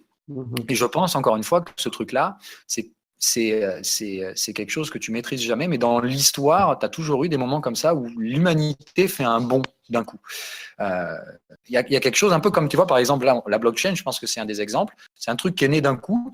Au début, c'est apparu comme stupide, et puis d'un coup, voilà, dangereux, et puis révolution. Parce qu'encore une fois, si tu arrives demain à fabriquer des nanotubes de carbone avec du scotch, donc pour reprendre l'exemple, mais des vrais nanotubes de carbone que tu peux utiliser pour fabriquer plein de choses, imagine-toi le danger si n'importe qui chez lui peut, avec des mines de crayon et du scotch, accéder à des matériaux complexes.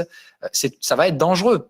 C'est ça qu'il faut comprendre, c'est qu'il y aura toujours cette phase dangerosité et puis après acceptation, et au final on vivra avec cette matière-là au quotidien sans même se poser la question dans le futur. Mais la dangerosité au niveau technologique, hein, purement, c'est un décalage entre la situation de la base et deux, trois mecs intelligents et tu vois, l'industrie. Oui, regarde, prends l'exemple d'Einstein. Quand il a créé la fission nucléaire, il ne pensait pas qu'on en ferait ça derrière. Enfin, il ne l'a pas créé, mais il a participé à, et il l'a toujours dit derrière, c'est son plus grand regret d'avoir créé ça, quoi. Enfin, d'avoir participé à créer ce truc-là. Point Godwin. Et pourtant, aujourd'hui, l'électricité que tu as en France, elle dépend majoritairement par rapport à ça, quoi. Enfin, c'est un dérivé, effectivement, dans le temps qui a évolué, mais ça vient, entre guillemets, de ça. Donc, toute révolution amène des bonnes et des mauvaises choses. Voilà, c'est 2 tiers ou 1 tiers, je ne sais plus. Ça, c'est un débat intéressant. Mais là, on divague. Alors, je pourrais proposer de passer vraiment au débat qui nous intéresse. David, je t'invite à te présenter un petit peu plus, nous dévoiler vraiment qui tu es, qu'est-ce que tu fais au quotidien, et à nous parler vraiment des ICO, de cette nouvelle révolution qui est en train d'arriver, parce que oui, les ICO, malgré tout, ce n'est pas juste une vente de tokens pour la plupart du temps des shitcoins qui sont totalement useless, faut qu'on se le dise, mais on assiste vraiment à une révolution c'est un nouveau mode de financement. Alors, Je c'est te laisse très, la parole. ouais, c'est très excitant ce qui se passe en ce moment parce que quand on parle des marchés traditionnels, la blockchain nous a permis, la blockchain est une promesse d'aller vers des systèmes anonymes, de remplir la promesse qu'Internet n'a pas remplie. Et les ICO sont un peu en train de remplir la promesse que le crowdfunding n'a pas remplie. Donc c'est assez drôle et ça prend des proportions assez grandes. Avant de parler vraiment des ICO, je vais me présenter un peu. Moi, j'ai un parcours plus ingénieur et école de commerce. Après ça, j'ai travaillé un peu dans le luxe et ensuite, je me suis tourné vers le digital parce que c'était ma came, tout simplement, et parce que je suis un fanat d'innovation, que je me suis amusé à bidouiller tout et n'importe quoi depuis que j'ai 12 ans.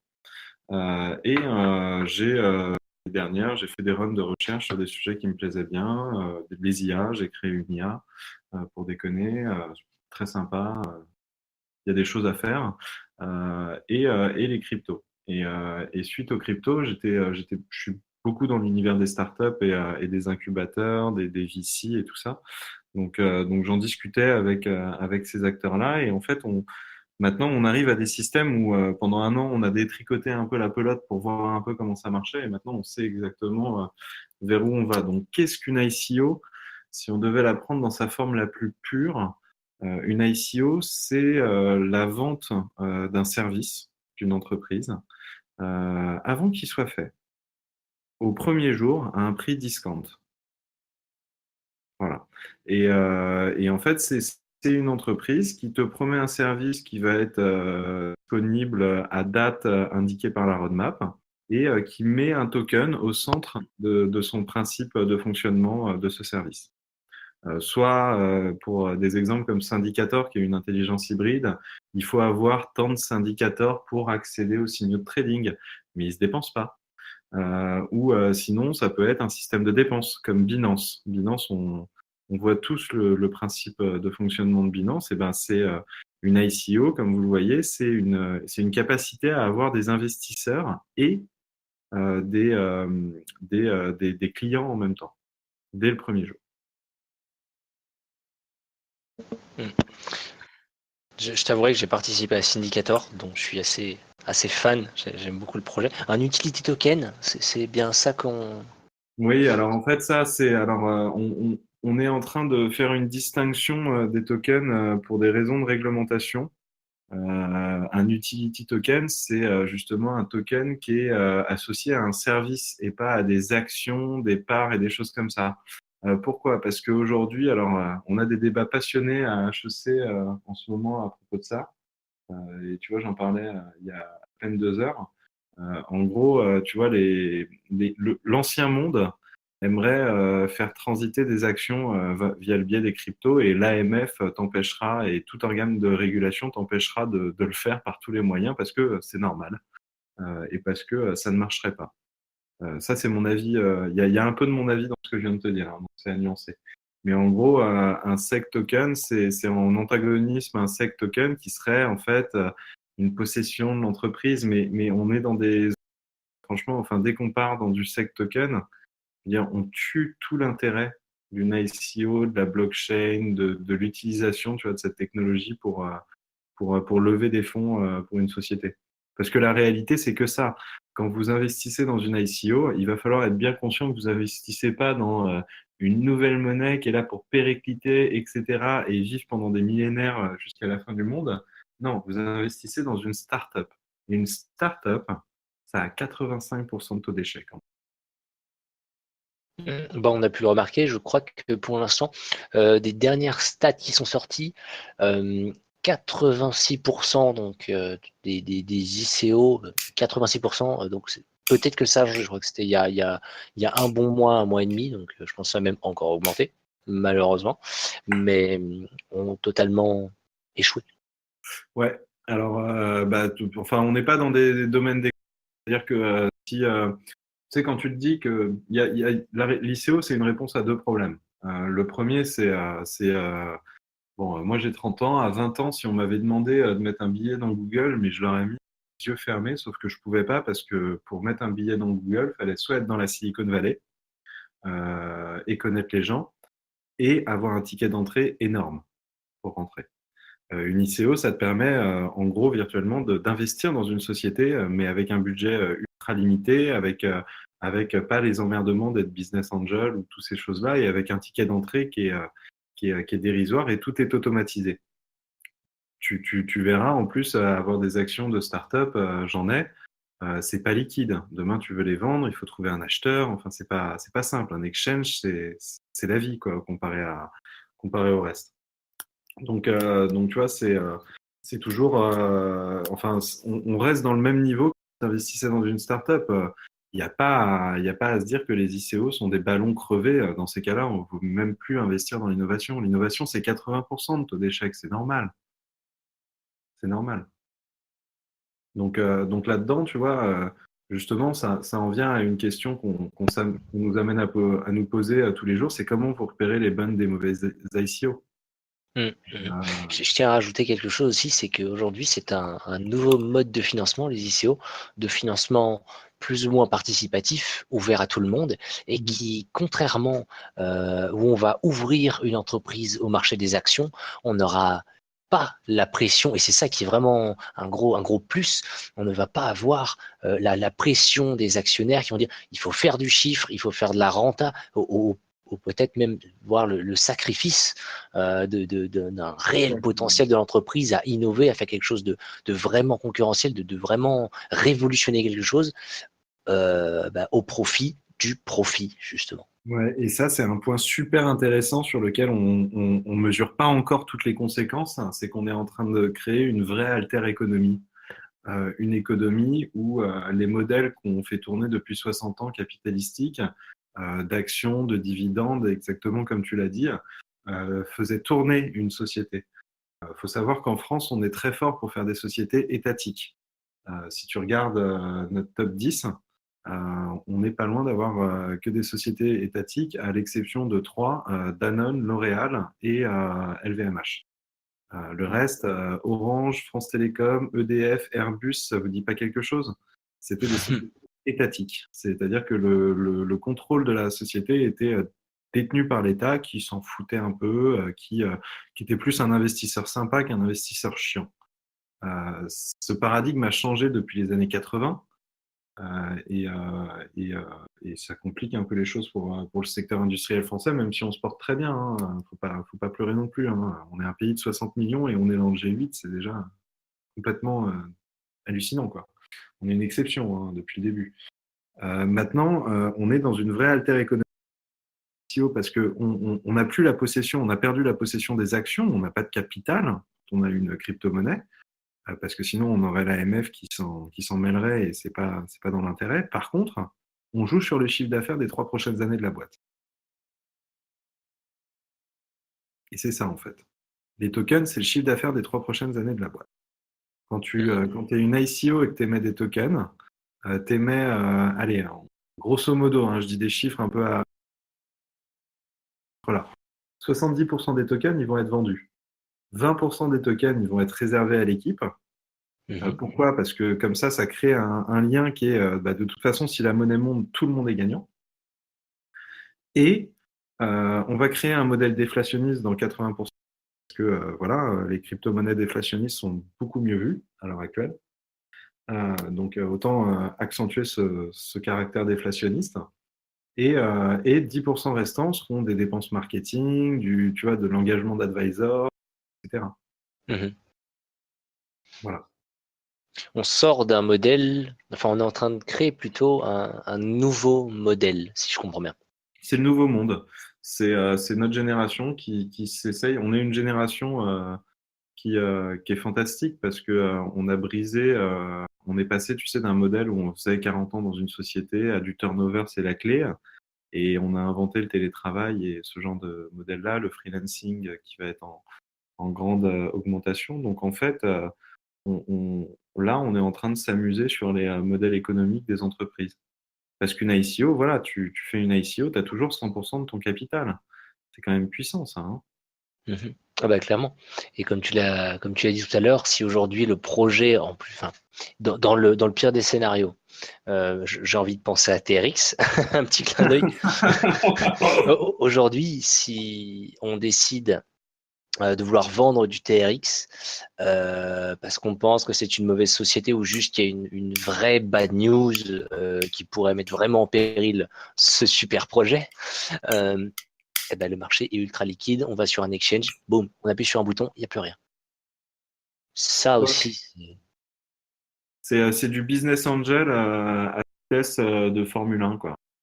Et voilà. il faut pas se tromper, hein, depuis l'année dernière, en fait, il y a un cap qui a été acquis psychologiquement, c'est-à-dire que on donne 2 fois plus d'argent dans les projets d'ICO que dans des projets financés par des business angels.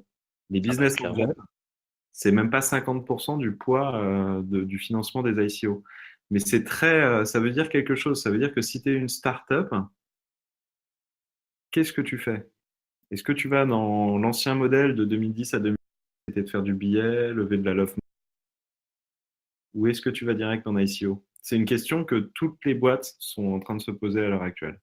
À tort ou à raison, hein. Mm. Parce que, encore une fois, tu vois, nous, en tant que.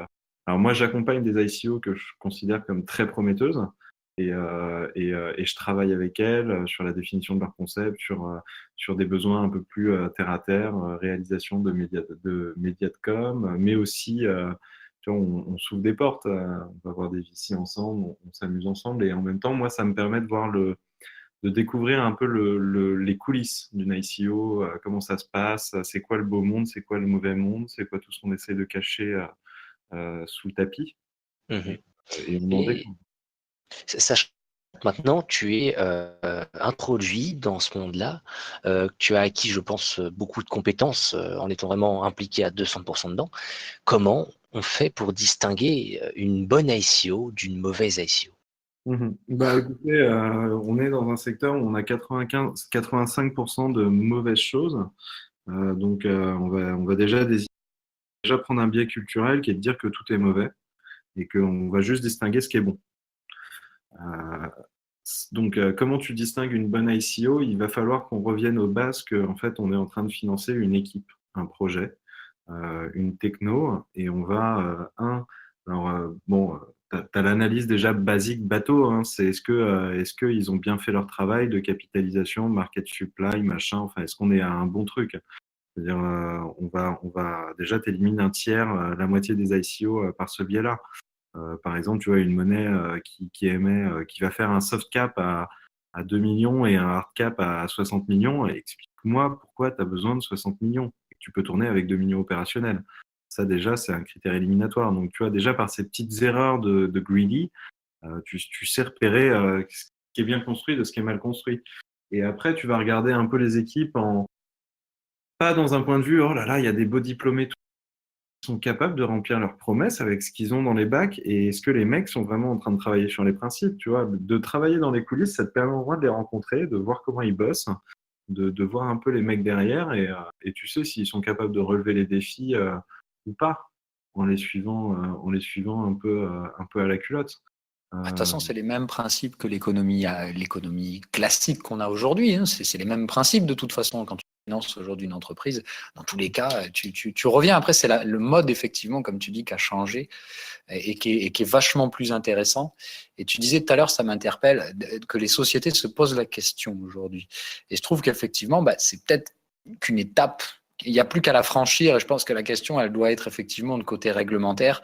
La peur de se dire, oui, si on se lance dans une ICO et que ça devient réglementé, qu'est-ce qui va se passer pour notre capitalisation? On va être emmerdé. Effectivement, je pense qu'une fois que cette histoire-là, elle sera réglée et qu'on sera passé dans l'étape suivante, on se posera même plus la question, en fait, de savoir si on fait une ICO ou si on fait une levée de fonds classique en allant chercher des investisseurs. On ira direct faire des ICO, en fait. En France, elle va être très vite réglée. Ok, c'est bon à savoir. Voilà. Je peux pas vous en dire beaucoup plus là-dessus, mais plus que on a un élan de conscience qui s'est fait dans l'environnement des startups autour de ça. Effectivement, comme je te disais l'année dernière, on a tiré la pelote pour un peu comprendre par quel chemin on pouvait passer. Et on a eu une opportunité inespérée qui est, je ne sais pas si vous vous rappelez, en janvier, on a Bruno Le Maire qui tue les ICO, les crypto-monnaies, le Bitcoin, enfin qui te sort un discours de l'autre temps, hein, monnaie des terroristes, machin. Bah, du lobbying, en fait, hein, c'est bête et Voilà. méchant, mais ces gens-là ne sont pas instruits, ils sont instruits par les lobbyistes. Donc Voilà. après, il y a eu, je pense, un lobbying de la crypto-monnaie qui s'est mis en place il y a quelques années et qui a vraiment explosé dans les derniers mois, en fait, qui a lancé un grand coup de renfort de lobbying. Hein, mais encore une fois, le lobbying, il n'y a pas que de la désinformation non plus, il y a aussi Bah, beaucoup d'informations. pour Et pour te donner vraiment les coulisses, c'est vraiment du hasard et il fallait pas grand-chose en fait. Il fallait juste arriver devant Bruno Le Maire par une porte qu'on n'avait jamais prise et oui, et vous avez tué montrer tout un le discours exemple. lobbyiste, mais encore une Voilà. fois, c'est parce qu'un lobbyiste va placer un intérêt en plus de ça, il va y mettre les formes. Après, face à une chose rationnelle et rationnellement Voilà. expliquée, tout esprit normal, et je pense que Bruno Le Maire n'est pas plus con qu'un autre, est capable de se dire, bon, bah là, je me suis un peu fait enfumer, c'est peut-être eux qui détiennent Voilà. la vérité, quoi. Donc, il n'y Voilà. a que les cons qui ne changent pas, en fait. Et donc tu vois, on a une double, conjoncture qui est bonne pour les ICO et pour ce mode de financement, en tout cas en Europe et en France. C'est que déjà, bah, le champ réglementaire n'était pas non plus contre. Dès le départ, on n'est pas aux États-Unis ou en Chine, par exemple. Mais en plus, on s'est rendu compte d'un truc, c'est que les ICO, depuis le début, là, c'est 40% des capitaux qui viennent en Europe. Oui, bah, ça pourrait être un. Parce que là, bon, moi, graphiquement parlant, aujourd'hui, j'ai plutôt l'impression que l'Europe, on est en train de se faire déshabiller par Wall Street. Et effectivement, c'est peut-être l'épingle qui pourrait nous sortir du jeu. Moi, j'ai un avenir un peu sombre pour la zone euro pour l'instant, hein, en termes de vision purement économique. Et encore une fois, moi, je vois avec mes œillères de trader. Hein, c'est-à-dire que le monde de la crypto-monnaie, pour moi, c'est encore quelque chose de très trouble, ce qui n'est pas du tout ton cas, évidemment. Hein. Bah, moi, j'ai pas des yeux de trader, donc j'ai pas non plus, tu vois, j'ai des choses et il y en a d'autres que j'ai pas. Bah, moi, Il y je a- vois l'euro. Et moi, voilà. c'est surtout que l'euro, je le vois mal barré. Maintenant, du coup, je me dis, si euro mal barré, économie européenne mal barrée, mais encore une fois, il y a cette alternative-là qui peut-être est au final la seule solution. Et De toute façon, aujourd'hui, pour tuer on s'en l'hégémonie sortira pas d'une voie américaine, classique, hein. On s'en sortira pas par une voie classique où on prendra ah pas ben, je pense, de toute façon, tu n'as qu'à regarder la puissance économique aujourd'hui.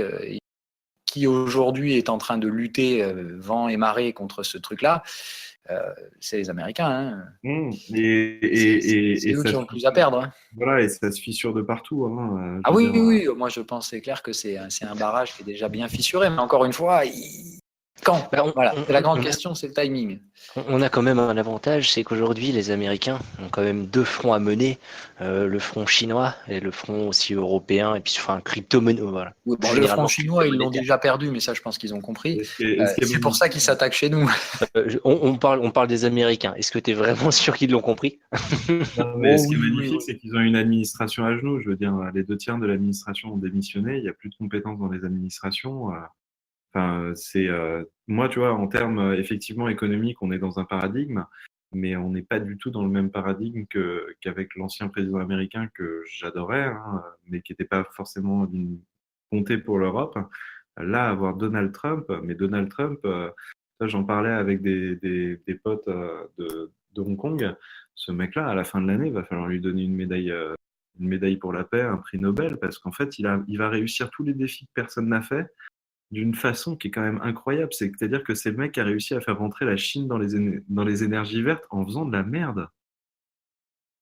Et en fait, il est en train de créer un nouveau paradigme par pas vraiment son incompétence, mais il est en train de rebattre des cartes que les États-Unis n'auraient jamais rebattues.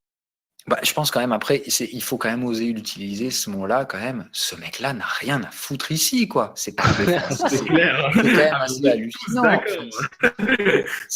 Des fois, c'est tellement grotesque que c'est à croire qu'en fait, c'est satirique et qu'au final, c'est trop satirique, donc c'est qu'il doit quand même avoir une part d'intelligence pour avoir accédé à ce poste-là.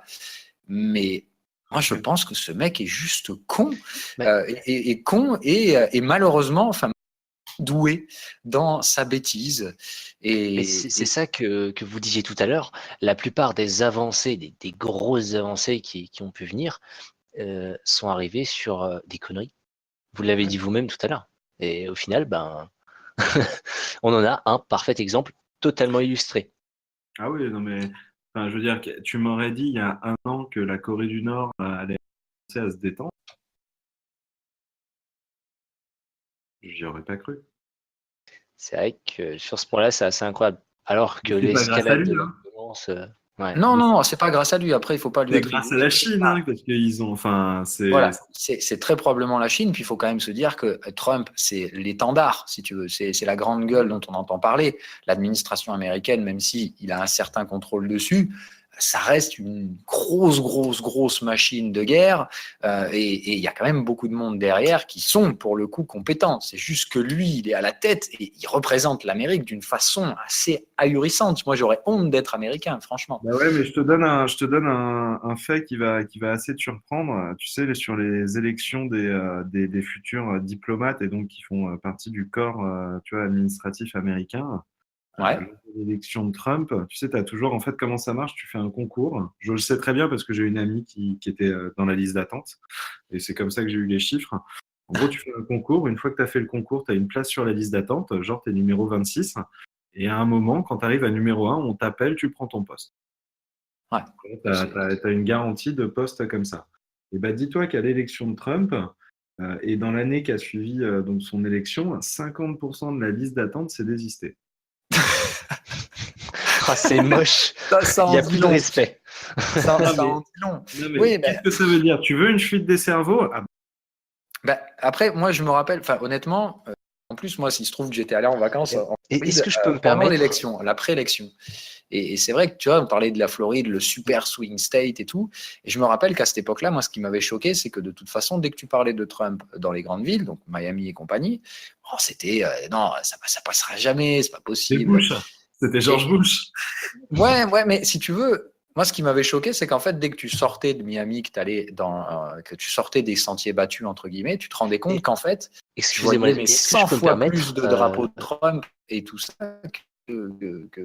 D'ailleurs, Et maintenant, tu vois, a posteriori, je me dis, j'aurais dû m'en douter, en fait. Mais, Je me permets de recentrer un petit peu ouais. sur les désolé, ICO, ouais, qui était désolé, notre gros débat de ce soir. Ah, on Il y, a- peut, il y a- mais non, mais il y a matière. C'est vrai qu'il y a matière à parler. Trump, c'est une pointure dans son domaine aussi. on va faire un shitcoin show sur lui, hein, tu sais, Et du coup, voilà, on en était à comment détecter les Ouais. bonnes des mauvaises ICO. Donc, excusez-nous, hein, on digresse, hein, mais pour détecter une bonne ICO, hein, moi, je te dirais surtout, c'est vraiment être capable d'évaluer la capacité de son équipe à aller d'un point A à un point B et d'avoir bien rationalisé son plan. C'est-à-dire que tu vois, sur le white paper, ce qui va être le plus important, et déjà, c'est pas que le white paper, moi, j'aime bien regarder les interventions publiques de ces mecs-là, parce que en public, tu vois tout. Donc, est-ce qu'ils sont prêts? Est-ce qu'ils sont solides? Est-ce qu'ils sont compétents, etc. Et est-ce qu'ils ont bien découpé leur plan? Est-ce qu'on n'est pas, est-ce qu'on est devant un mec qui essaye de construire une fusée spatiale pour aller sur la Lune dans son garage? Ça va pas bien se passer, tu vois. Est-ce qu'ils sont équipés pour remplir leurs promesses? Et en fait, à partir de là, tu as fait une analyse qui est comparable à ce qu'un VC est capable de faire. Et c'est juste ça, en fait. Et ça change un peu la donne parce qu'aujourd'hui, tu vois, on a passé, en tout cas au Club français des crypto-monnaies, on a passé à peu près 3-4 mois. Tous les 3 mois, on arrive à des niveaux de qui sont toujours différents. Je me rappelle, juillet dernier, notre boulot, c'était vraiment de dénoncer ce qui était très scameux de de ce qui existait. Puis ensuite, on a glissé vers bon, ben, les mecs, faut tenir face à des gouvernements politiques ou à des mouvements politiques.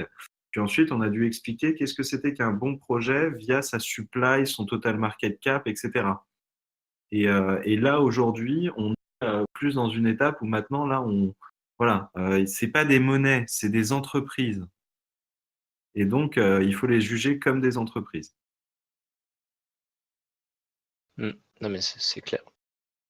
Voilà. Donc, ça paraît un peu évident, hein, mais c'est Un pas peu le évident, des gens. pas forcément. Aujourd'hui, on est dans, je dirais, la hype. C'est la hype crypto. C'est les ICO. C'est le futur. C'est l'avenir. Et enfin, j'en reviens toujours à notre fameux TRX. Euh, les projets potentiels, enfin, ce qui sont les idées qui ont été émises, certes, elles peuvent aboutir à quelque chose, ou elles sont potentiellement bonnes.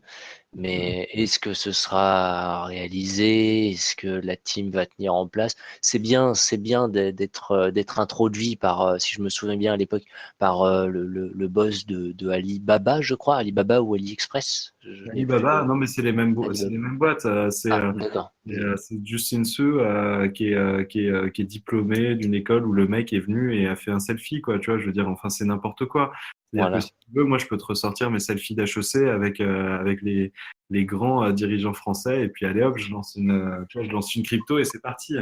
Un spoiler alert, hein, Tron, ça va mal se finir. Hein. Mm. Enfin, je veux dire, c'est Infinity War. Hein. Je veux dire, vous allez perdre la c'est tout. Hein. Pardon. Eh ben, Mais voilà. non, mais Ça- c'est clair. Faut se méfier aujourd'hui des promesses. On en fait beaucoup. Est-ce qu'elles seront tenues? Ça, c'est une autre question. Après, Et David, tu vois, ouais, vas-y. l'an dernier, je pense qu'on a eu beaucoup d'ICO avec l'émergence des cryptos qui ont mené à pas grand-chose. On a eu beaucoup de hype. Et cette année, j'ai l'impression qu'il y a beaucoup plus d'ICO qui sont sérieuses, avec des vrais Bah, projets qui ne sont pas forcément futuristes. oui, voilà. Alors après, tu vois, la chance sourit à ceux qui viennent bien préparés. C'est-à-dire que l'année dernière, l'ICO, c'était un nouveau concept. Donc, tout le monde jouait autour de l'ICO. Il y a quand même eu des projets très intéressants qui sont sortis. Hein. Je veux dire, tu as participé à l'ICO Neo, tu es un homme heureux. Hein. Tu vois, c'est des choses comme ça. Maintenant, tu vois, comment te dire donc l'année dernière, on s'amusait technologiquement à voir ce qu'on pouvait faire dans les ICO.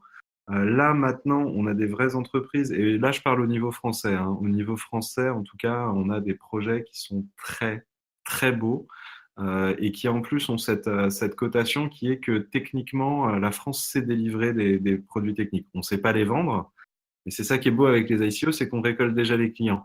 Donc on s'est enlevé une épine du pied. Là, tu vois, aujourd'hui, je parlais avec des cabinets sur le crédit impôt recherche en disant qu'en fait, on est une ICO, c'est l'objet que Bercy enfin, c'est l'objet idéal que Bercy veut voir sur un crédit impôt recherche. Donc, moi, je prends le biais autrement. En tout cas, moi, je vais faire en sorte, et j'espère que ma mission, c'est de faire en sorte que les projets d'ICO dans lesquels je me mêle soient optimisés, bien structurés pour, s'ils ont toutes les armes pour réussir, réussir. Mm. Aujourd'hui, ça c'est important, surtout quand on voit, j'y reviens encore et encore, mais il faut le dire, tous les shitcoins qu'on peut avoir sur le marché. Prenez confiance. Enfin, à partir du moment où j'ai encore vu, enfin non, j'ai encore vu, c'était pendant la grosse hype des cryptos, il y avait des pubs sur YouTube d'ICO qui promettaient, enfin même juste dans la publicité, et nous on est les meilleurs. On fait une ICO et en plus vous aurez 100% de bonus si vous investissez chez nous. Et en 4 minutes de vidéo, non, 2 minutes 30, pardon. Même pas un produit, même Oui, pas c'est du vent, l'idée c'est de du vent. présenter. Il n'y avait rien on ne savait même pas de quoi ça parlait. Mais en Le tout cas, Bunny Token. J'allais le dire, Bunny Token, c'est la Le bonne Bunny blague, quoi. Token, un super beau motion design où tu te dis, waouh, les mecs ont mis de la thune dans le motion design. 100 000 Zéro euros de budget sur proposition de YouTube. valeur là-dedans. À quoi ça sert? Pourquoi je le prendrais? Pour déclarer à ma meuf que je vais me mettre des pignols sur Pornhub. Enfin, tu vois, genre, c'est con, quoi. C'est con. Mais si ça sert à rien, ça va rien donner. Enfin, je veux dire, faut pas déconner. Après, bon, faut savoir mesurer, regarder. Mais tu vois, il faut vraiment aller, voilà, dans la techno du projet. Alors, pour des mecs qui font du fondamental, c'est le paradis, les ICO. Et c'est pour ça que, tu vois, moi, je traite peu du Bitcoin ou ce genre de choses. Je fais peu de trading parce qu'en fait, je suis pas bon à ça. Moi, je suis bon à évaluer une techno, même à la sortir de terre. Donc, tu vois, la techno, c'est des tuyaux, c'est de la gestion de projet, c'est comme quand tu faisais des fusées à une époque, c'est comme quand tu faisais un avion à une époque. Faut être aventurier et en même temps, faut être rationnel. Tu vois, ni être trop à droite, ni être trop à gauche. Tu as une fine ligne rouge. T'es un peu trop à droite, bah, t'es un con, et t'es un peu trop à gauche, t'es un con aussi. hmm, c'est des paroles franches, mais totalement qui prennent tout leur sens. Voilà. Mhm. C'est Mais c'est comme ça qu'on va faire en sorte que les ICO deviennent un bon modèle. Et pour moi, tu vois, si on est capable de sortir 10 modèles d'ICO françaises qui sont bien valorisés, il suffit que de ça pour attirer des capitaux énormes à l'heure actuelle. On s'est rendu compte que les ICO asiatiques qui étaient la hype de septembre, voilà, n'ont pas délivré leurs promesses, sauf certaines, mais en trop peu, en trop petite quantité. Donc, l'Europe a toujours eu une belle place, tu vois. Si le marché se fait en volume en Corée, en tout cas, les investissements en ICO se font en Europe. C'est sûr. Quand tu vois que les ICO asiatiques sortaient plus basses qu'à l'ICO, c'était quand même catastrophique. Et n'ont aucun rebond, hein, parce Ouais, qu'il c'est ne se sûr. passe rien du tout sur les technos. Faut se dire ça. Israël ne sort pas d'ICO intéressante. Moi, tu vois, moi, je suis très content d'être français en ce moment parce que j'ai pas besoin de bouger trop, hein. Il y a des très bonnes ICO en France, donc on est déjà en train de couvrir pas mal. Moi, tu vois, je bosse avec, si je dois faire de la pub sur 2 projets à aller voir français, euh, Sandblock, une ICO qui va arriver le 16 mai, très intéressante, très très bien exécutée, et Talao, qui est un peu celle qui a fait le plus de bruit, bah, pour avoir vu les équipes, pour les avoir interviewés, pour les avoir cuisinés, ça va, on est devant des mecs qui sont pas en train de découvrir quelque chose, quoi. Il y a une capacité d'exécution qui est impressionnante. Et toi, Baptiste, parce que j'ai cru comprendre aussi que tu commençais à vraiment rentrer dans le monde des ICO. Qu'est-ce que tu en ressors de tout ça, de tout ce qui se passe, de tout ce qui se passe autour de toi? Comme dit David, ce qui est intéressant, c'est qu'on a vraiment des coulisses d'ICO, des projets qui se préparent. Et donc, on voit vraiment comment le monde des cryptos peut évoluer dans le sens des startups. Et je pense pas que ce sera toutes les startups qui feront des ICO, parce qu'il faut quand même avoir un modèle blockchain et technologiquement parlant présent pour faire une ICO. Mais les deux, c'est quelque chose de vraiment intéressant et de porteur, quoi. Tu as un super graphe sur la compréhension, tu vois, d'une technologie blockchain. C'est aussi un point qui est important, mais tu vois, si tu pars dans une ICO, tu es parti pour être global. Tu peux pas être régional. Je veux dire, ça, enfin, tu vois, il y a le jeu des 7 erreurs, il y en a des milliers. Hmm. Tu vois, ça, c'est le genre d'erreur assez courante. Il faut comprendre que la société qui fait, ça c'est une évidence que je vais dire, mais bon, tant pis, que la société qui fait une ICO doit la faire parce que la technologie est vraiment, lui apporte une valeur énorme. Un Napoléonix qui t'explique que tu vois, genre, il a 2 choix pour que son algorithme de trading soit certifié et que les performances soient certifiées, c'est soit il appelle Standard & Poor's et ça coûte 250 000 euros, soit il utilise la technologie Ethereum et avec un message puis clé de cryptage 2 jours après, il standardise la performance et ça lui coûte 20 balles. Là, tu vois, tu sais que tu es dans le bon. Il n'y a pas photo, clairement. Donc tu vois, il faut. C'est comme quand tu fais un entretien, tu sais, dans une grande école ou un truc comme ça. Pour être considéré comme un bon candidat, faut arriver en disant bah, je viens dans votre école parce que le projet il est plus grand que juste passer à votre école et que pour faire mon projet, je passe par chez vous parce que vous êtes une étape importante. Donc une ICO, tu vois, faut pas qu'elle vienne pour dire bah, moi je viens prendre de la thune et après je sais pas trop quoi faire. Tu vois, toutes ces belles promesses, tous ces trucs qui étaient un peu flous, je sais même pas comment les exécuter. Faut voir les mecs dans leur capacité à réaliser et dans leur vision sur l'étape 2 et l'étape 3. L'étape ICO, on s'en fout. Je veux dire, tu vois, l'étape ICO, lever des monnaies, alors aujourd'hui, c'est pas une tuerie, quoi. Tu vois, je veux dire, c'est 1 an et demi de travail pour que ce soit bien fait. Croyez-moi, c'est 1 an et demi, hein. On discute avec des gens qui mettent moins d'1 an et demi et qui sont dans la merde aujourd'hui à cause de ça et qui vont décaler leur ICO pour ces raisons-là, parce que ça se fait pas en 3 mois. Vraiment pas. C'est clair. Et puis l'ICO, pour comme tu dis, qu'elle soit successful, il faut avoir vraiment déjà un produit, ou du moins des bêta-tests à présenter lors de l'ICO pour que les gens prennent confiance, pour qu'il y ait une certaine due diligence. Mhm.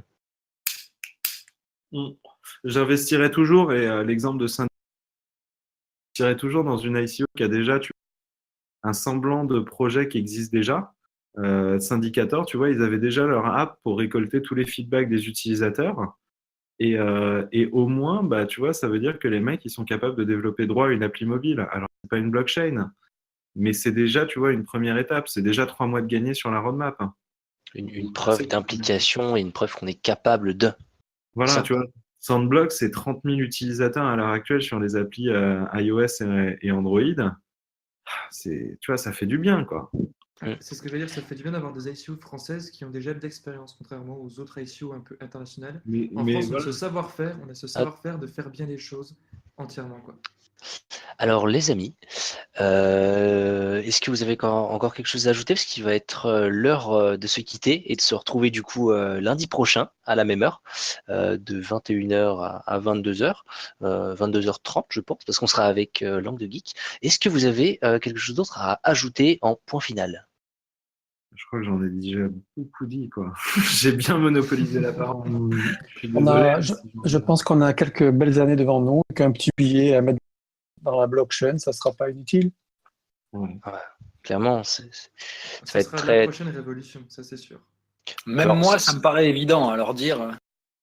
Et pourtant, t'es un trader, hein. Oui, oui. Oui, oui. Eh ben, écoutez, à nos auditeurs, merci d'avoir été avec nous et merci Merci pour à vous. le replay. Bonne soirée à tout le monde. Hein. Bonne Alors, soirée. à toute l'équipe, comme d'habitude, merci. Et merci beaucoup à David, donc notre spécialiste à ICO, d'avoir été présent avec nous ce soir. Eh ben, c'est Merci un à plaisir, tous. je reviens, mais quand tu veux, quoi. Eh bien, écoutez, sur ces belles paroles, il est vraiment temps de se quitter. Bonsoir. Allez, bonsoir à Bonne tous. soirée. Bye bye. Ciao.